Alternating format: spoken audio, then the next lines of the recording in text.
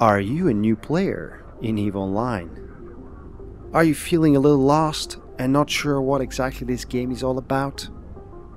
Or maybe you're wondering if you should start an account in EvE Online because it looks really cool, but you don't really know what this game is all about? Well, if the answer to any of these questions, my friend, is yes, then you're in the right spot. Hello everybody, I'm Sir Clik, and this is a brief guide to the galaxy, an EvE Online new player let's play tutorial. EvE Online is a sandbox MMORPG based in space, so it's all about lasers and spaceships. It's basically a world simulation where a lot of pilots fight over territories and resources, fight for fortune and glory. The game has been around for about 10 years, and I'm playing it for about 3 years now, although the last 12 months have been a bit on the low side. And I think it's an amazing title in the Sandbox MMORPG section of the gaming industry. However, it has this image of being really difficult and hard to get into, which I believe is only partially true. I think the game is rather different versus the mainstream, and that gets new players very confused because they expect stuff that doesn't happen in the game. So the purpose of this tutorial is to get you guys started, try to give you a different angle as a new player so that you can discover the game on your own terms. As the title suggests, it's a brief guide to the galaxy.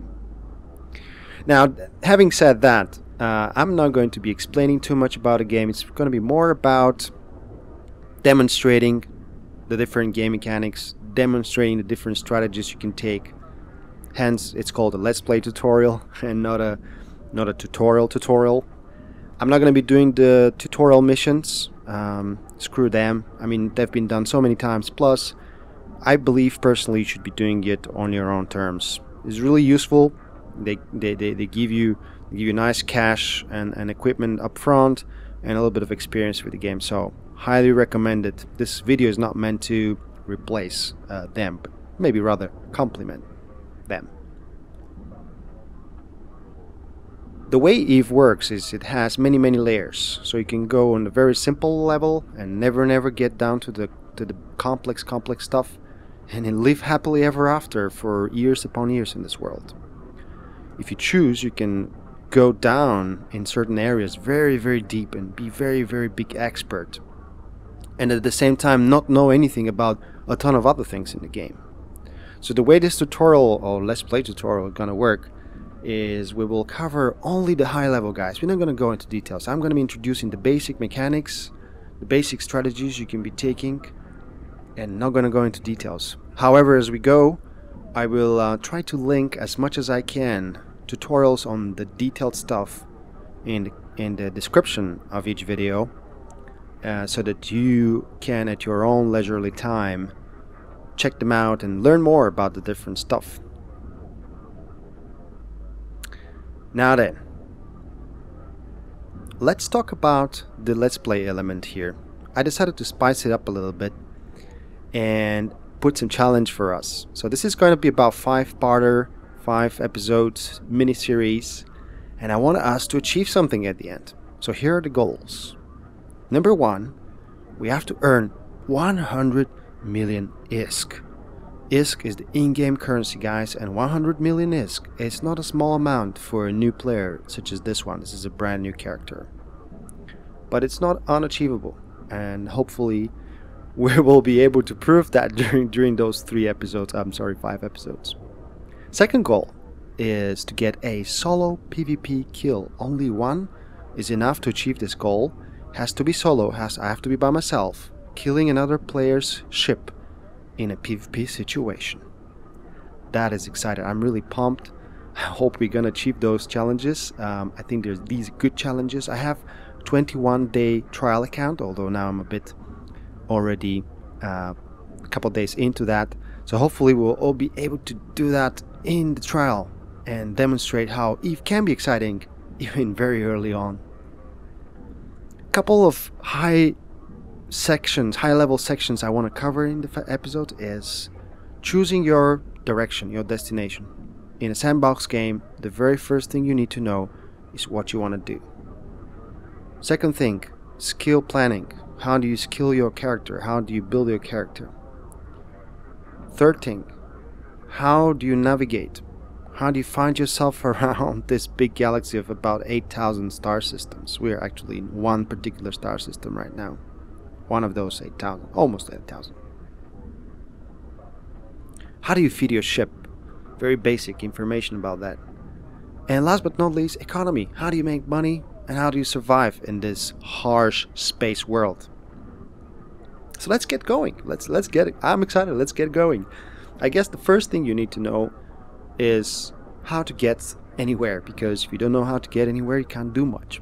So let's talk about flying. Situational awareness, guys, is top priority for you. So let's zoom out and find out where we are. This, my friends, is the noob space station in which I was spawned as a new character. And this is the moon next to which the space station is attached. And as you have already probably guessed, this is my noob ship. Isn't it adorable? I can name the ships. I can give them names. So please leave comments in the section meant for comments below this video, so that I can choose a name. Give me ideas. I want to put some name here, so I know, guys, you have awesome ideas. This is the star of the system, and that's another planet which we can see. So how do you get anywhere here? It's very simple, guys. There are several ways to travel. One of them is called manual piloting. So let's double click in space where our mouse cursor shows, and immediately our ship starts going in that direction. Engines are on now, you can see. Cool graphics. This game has amazing graphics, by the way. YouTube is not going to show all of it, but I'm trying to get as good quality as possible so you guys can judge that. Then let's say I want to go in this direction. Double click in space, and here I go.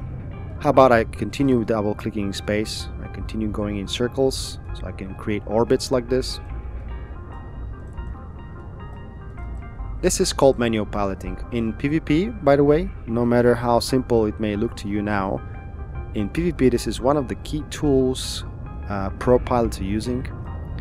And while this is a bit of a point and click game, don't be fooled. It can be rather twitchy in the real PvP, solo PvP especially. But it isn't a first person shooter, so for those of you who came looking for first person shooters in space, I'm sorry. Guys, that's not the one. Alright, we're traveling at about 340 meters per second, which is amazing, but it's not enough to get anywhere, because even to get that little star over there, which is in the very same star system, it's going to take us about 14 years. You can do it, but it's going to be very expensive, because this is a monthly subscription game. You can play it without paying real money for this monthly subscription, so stay tuned, we're going to talk more about that later on. But more importantly, it's going to be boring flying 14 years to this star. So to avoid this, we're going to use the warp drive. This is an engine that every ship in this game has. Allows you to travel at speeds higher than the speed of light. Here we go. I have gone ahead and right clicked in space. Let me do it one more time just for demonstration purposes. Right click. And I have this handy little menu. Shows me stuff I can warp to in this system. So let's warp to Shaven 1. This is the first planet in the system. Yes, warp drive is active. Ship is aligning to the star, to the planet, reaching warp speed, and we are taking off. Sun is shining in our eyes. I'm a little blinded by that. Alright guys, officially I can welcome you to your very first warp tunnel. Going past the sun, or very close to the sun. Oh, it's blinding. Let's turn around. I don't want the sun to blind us. So we're warping all the way to that planet. And nice little cool graphical effects. Arriving, warp engines are off, and we're back to normality. Thank you. Okay, this blinding sun blaze in our eyes.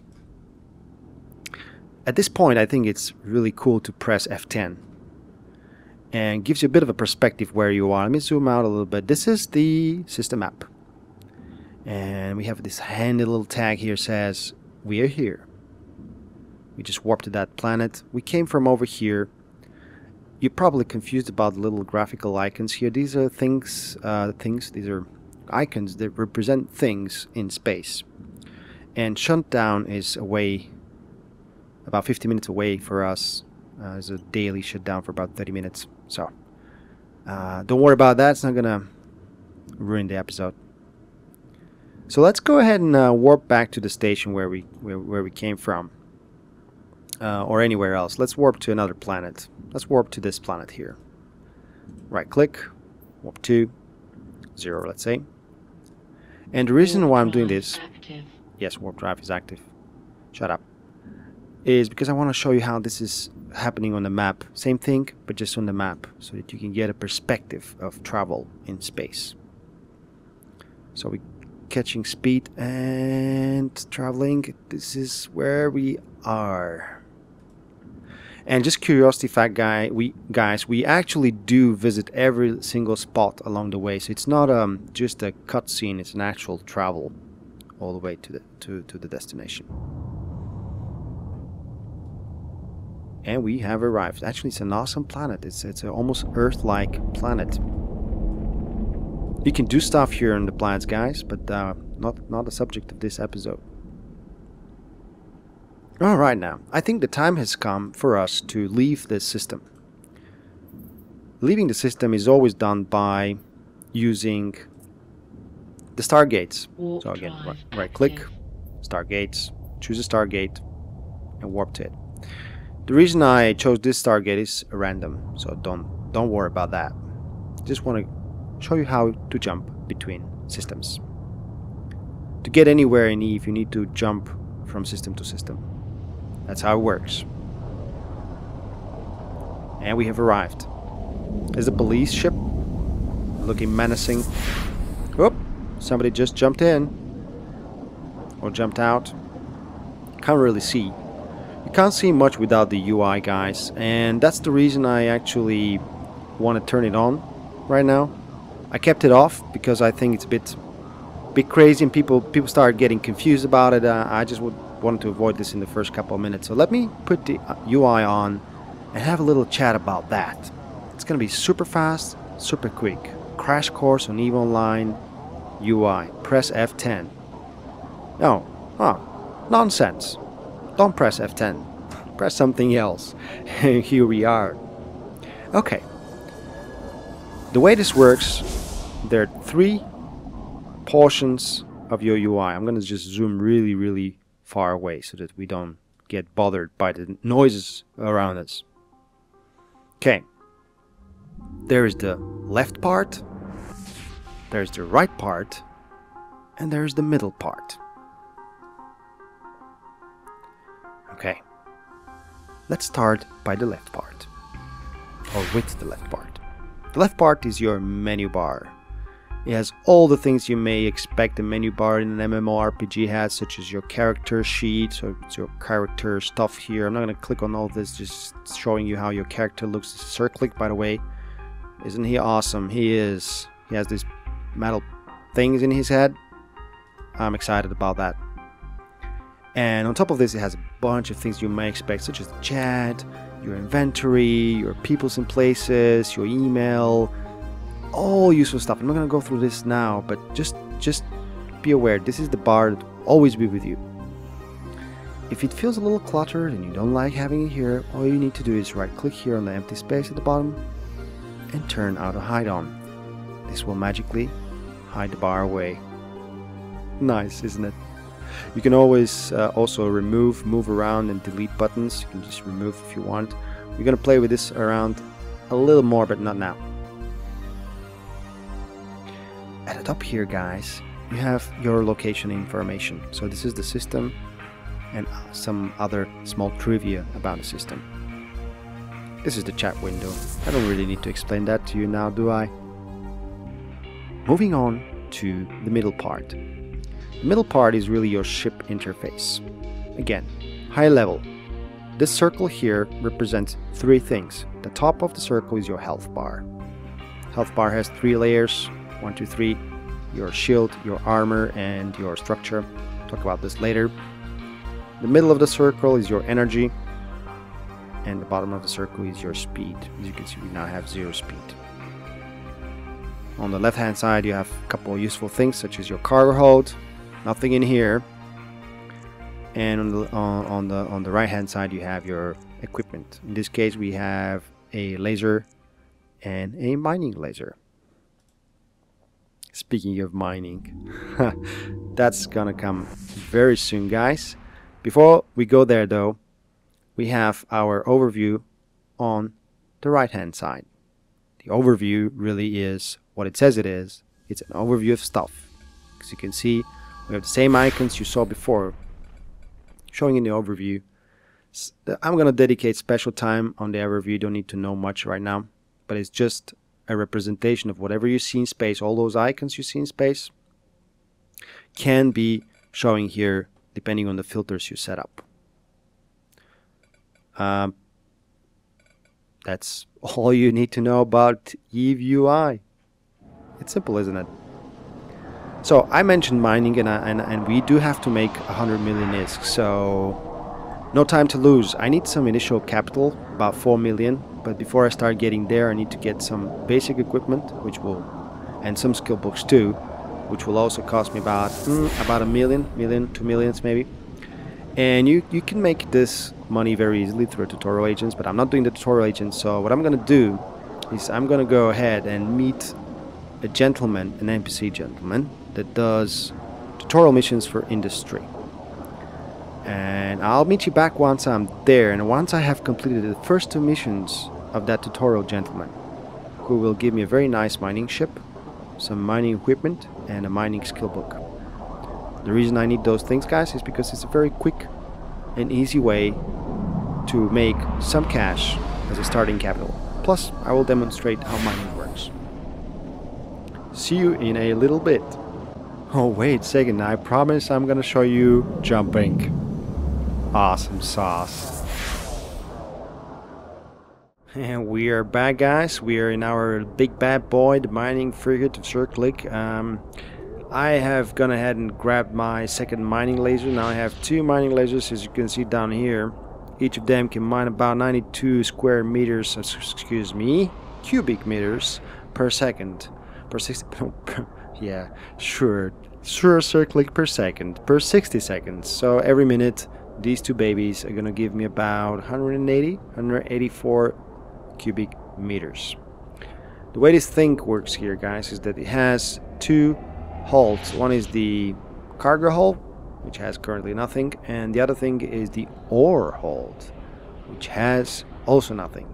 The specific thing about ore hold is that it holds only ore, but it's rather spacious. It has about 5,000 cubic meters. That's a lot of space, guys. Believe me, for a new player, that's a lot of space. Now, the system RBAS is the system where we it's between the Departy and the Chavez, so Depari and Chaven. Yeah, there you go. If there's something difficult about EVE Online, that's the naming convention, not the game itself. It's real difficult to pronounce some of those names. Without losing too much time, I'm going to right-click in space. I'm going to find some asteroid belts. So basically, it doesn't really matter which one you choose. I'm just going to go ahead and choose one of the lower one on the list, because typically this is the place where people will be less likely to visit, just because they're lazy and they would like to just right-click on the thing and just click on the first one. So we're just clicking down, hoping that there are not too much people mining, competing with ourselves. It's interesting, guys, the way mining works, and the way actually the entire EVE economy works, is that everything is player created. So you basically manufacture all the ships, all the weapons, everything that goes to the ships, and then of course you destroy that as well as players. So there are like huge wars that cause a lot of destruction, and then new production needs to happen. So it's a whole cycle of creation and destruction. And mining really is at the bottom of it all. It's the source of minerals that are needed to create all those awesome ships. So did I make a mistake right now? Did I make a mistake? let's have a look. Let's zoom out a little bit. Oh, we're where we should be. Because I can see, I don't know if you see these little tiny rocks. They're really tiny and little, but we're gonna go in that direction and grab some of them. So you mine minerals, then which are refined into, or no, you mine ores which are refined in minerals, and then those minerals are used to produce components which are used to produce ships. So this ship can be built by a player, for example. I got it from a tutorial mission, but that's not, doesn't mean that nobody can produce it. The lasers on the ship can be produced by players. You know, people who like production and like complex stuff and love it. I've never gotten into it, so I have no or very little knowledge about that. See this greenish rocks? This is what we're going for. I went ahead and researched the market quickly. So about 2 or 3 jumps away from here, we have good price for a cubic meter of scordite. Scordite is the name of this dude right over here. Let me just choose a bigger-ish rock of scordite, maybe this one. And do you see this little button here? It says lock target. Check this out. I'm right-clicking on the asteroid itself. It also has a lock target. Let me control space to stop the ship. Lock target basically is something you need to always do to interact with stuff. It's kind of your targeting system basically. Let me double click in space here so that I can like go closer to my beloved asteroid, which I'm gonna be now mining. Let's control space to stop the ship. Control space stops the ship, by the way. And you'll notice there are a couple of other buttons up here. One of them is orbit. And just for the giggles, let's just go ahead and orbit while we are mining. Now this puppy is gonna have to fill up the whole 5,000 cubic meters of ore. It will take some time. We're not gonna record this, but I'm guessing that this will give us pretty good chunk of money to start with. Let me show you how to mine. So we're here. And we can click this and we can click that. So both lasers are on. You can see the little lines here. They indicate that the cycle has started. The 60 seconds have started. Once the cycle is over, ore will appear in my cargo hold or in my ore hold. And then another cycle will come and another until I have full cargo hold. Alrighty guys, we are now done mining. It's been about 20 plus minutes. I went ahead and watched some videos, had some food, left my guy AFK, and he's ready to go. About exactly 5,000 cubic meters. Let's talk about market, because we need to sell this stuff. We have 3 different ores here. They're all scordite, but all ores come in different kind of variations. So you have the normal scordite, then you have the massive scordite, then you have condensed scordite. I myself don't really know what this means because I'm not a miner, not an industrial guy normally in the game. But there you go. And all of this you can sell in the market. And to help you understand this, I'm gonna open the market tab. Going to my menu here, clicking on the market icon.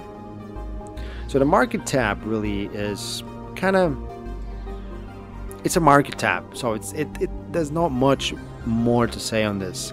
You have your tree of goods here, so you can drill down, you know, as much as you want, or you can search stuff here. Like you can just type a search item, and for example, let's type the name of our mining ship, Venture. So you see ships, Venture. You can also look at the blueprint ventures where the kind of the recipe for building it. So let's click on this, and you can see that you can buy that ship for 380,000 ISK. That's not a lot of money. I just made like twice as much. This is for 600. These are estimated. What you see in the tooltip is a kind of an estimate price, so about 630,000, 115, 100,000. And 200,000. So all of this put together is about 950,000. I can technically buy 3 of these. And let's just go ahead and search miner. Miner is the name of my mining lasers. You don't need to know that, I'm just showing you. So if I click on Miner 1, which is my mining laser, you can see the selling price of this, and this is arranged by price. This is some nonsense price, $500,000. God damn it. This is the real price. It's about 15k. Always be careful when you look at prices. People would tend to put stuff like this, and if you don't research, you may get kind of burnt. The price history is always a nice indicator. If you click on it, don't get scared. It's kind of a graphical representation of stuff. You have the most important thing is down here, which says 3 months. What I do is I just usually choose a period of 1 year, which gives me a very good history of how the price was moving across the time. And you can see that really barely reaches 50k. So if it costs 50k, it's a bit overrated. So when I have a look here, and I can see that, yeah, it's about 15k, 20k. That's what I really need. But we're not here for this. We're here to look at Scordite. Scordite. You don't necessarily know that, but it falls under manufacturing research. So you have the different Scordites. We have, what do we have here? We have a Scordite, we have a massive Scordite, and we have a condensed Scordite. So our Scordite, normal Scordite, and here we're looking for buyers because we want to sell this. These are the buy prices per unit, and you can see that the two best prices are like, these are the jumps, so there's 7 and 8 jumps away, so it's too far away. I don't want to jump too much, so I want to be nearby. Plus this nearby system that is just 3 jumps away is Amar, and is the local market hub, so that I can buy stuff immediately there once I sell my ore, so it's convenient and nice. So I'm gonna go there and sell my ore. Just for curiosity's sake, so let's check out the massive one. So the massive one, also in Amar, 3 jumps away, you can get nice price for 29. I can see I can sell it for 30, 2 jumps away, but I don't really want to bother that much. And condensed one, just assuming I can also sell it in Amar, yes, for not too bad of a price. That's how you use market, guys. So be careful, markets can be tricky. Always check your prices, always check what you're buying before you click the buy button, because there are crazy people that do scams here in the market, and it can like burn you pretty bad. The markets are also regional, so we talk about regions and constellations and everything else later on, but just so you're aware, they're not for the entire global EVE Online, just for a particular region of EVE Online. Let us go ahead and head over to Amar. The way you do this, you just click on your Amar icon, go to location, and click set destination. Let me just close the market, and what this is going to do is going to set a route here in this top corner, and it shows you the 3 jumps you need to make. So I need to go through Shavan, our first system, then I need to from there go to Ashap, and from Ashap I need to go to Amar. How cool is that? It's very cool. So let's go ahead and do that. Let's right click here, warp to 0. This is the Shavan. You can see, yes, it is active. You can see my destination that, you know, related to my route is marked in yellow, so I can just clearly recognize what is my next jump. By now you have probably realized that the icon with the little circle and the little triangle means the Stargate.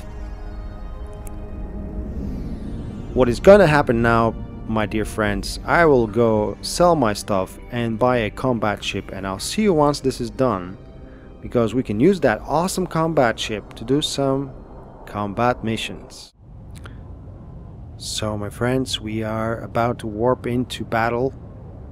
Our super awesome battleship, it's not a battleship, but it's a battle fit ship, is ready to go. It's golden, must be good. Everything golden is good. Just for your information, the reason I'm showing you that is because mining together with mission running, which is what I'm doing right now, is one of the 2 basic income streams for new players, and they're good and legitimate income streams. However, they could be a little bit repetitive and a little bit boring, and don't do justice to the sandbox nature of this awesome game. So I want to get this out of the way the very first episode, so we can start doing a bit more epic activities in episode 2. Makes sense now, doesn't it? Alright, we have 3 lasers equipped, and I went for laser crystals that gives us range rather than damage. The reason I did that is because very early on I have nothing else fit on the ship than these guns. Range is a lifesaver. If you click on that little button here, group all weapons, it's gonna group your weapons into one weapon, and I can then drag and drop it to be here just for convenience. And we're ready to go. Let's click here, the Sancho Spies, Agent Home Base, Encounter, Warp to Location. Warp drive active. Wish us luck. I have no idea what to expect. Maybe we're gonna have our butts handed to us, but let's see. I'm expecting this to be an easy one. In terms of combat, guys, you already saw manual piloting, you already saw targeting, and that's really what it is. Excuse me. That is really what it is all about. The way combat works, very high level description here, is that the guns in EVE Online track the target at certain speed. So if you are faster than the tracking speed of the guns, you can avoid some of the damage. So keeping your speed and angle to your enemies is really important. This is the start gate, or kind of a jump gate that gets us to the combat site. And here are our enemies. Quite a bit of them, man. I thought this is a first level mission. So we have 1, 2, 3, 4, 5, 6, 7 of them. They're all of them quite far away, about 50 to 40 kilometers away from us, in a nice tight group. So what I'm gonna, and then spreading out, what I'm gonna do is I'm gonna flank them. Just go on the side. This ship is not super fast. I would have benefited from a speed module, but I have no skills yet for that, so we have to make do with what we have. Be mindful, your weapons have some ranges involved. So you can see here from the top there is a Falloff range of 15 kilometers and an optimal range of 12 kilometers. Together this makes 27 kilometers. I can hit those guys from 27 kilometers, which is pretty awesome. There's also a targeting range, so I cannot target them more than a certain range. So once this icon gets highlighted, it means I can target them already. Anytime now. I'm ready to go, my friend. Let's have a look at our enemy. They're not just red crosses, they're mean looking, bug looking, evil machines ready to destroy us. 7 of them, or 8, or whatever we count. Oh my god. Let's reset camera. I don't like bugs. They look like bugs. Can I target you yet? No. Oh, but they're trying to target me.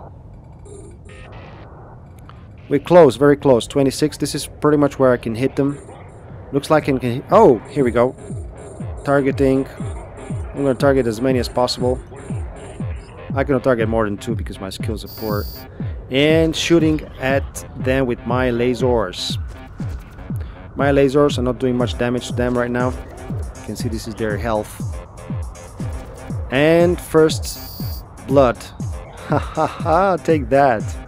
Ugly bug. Shoot the other guy. Pretty nasty. This is the battlefield. Yeah, guys, don't be fooled by this battlefield. This is a mission level 1. And there you go. Let's target some more guys. They're shooting me all over the place. I'm going in different directions. Let's go over here. These are 2 guys I have targeted right now. Typically it's good to go away from them because it reduces the speed, the angle speed at which they are moving towards you, which means that you can hit them better. Alright. Yes. Your turn, kind sir. And you are fried meat. Boom. Oh, look at this. Look at it. Kaboink. 2 more left.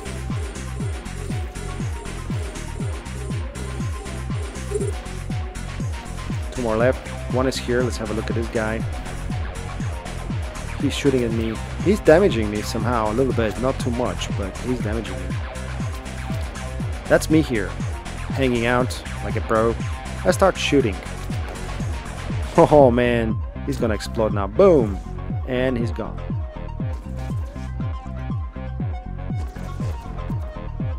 I like lasers.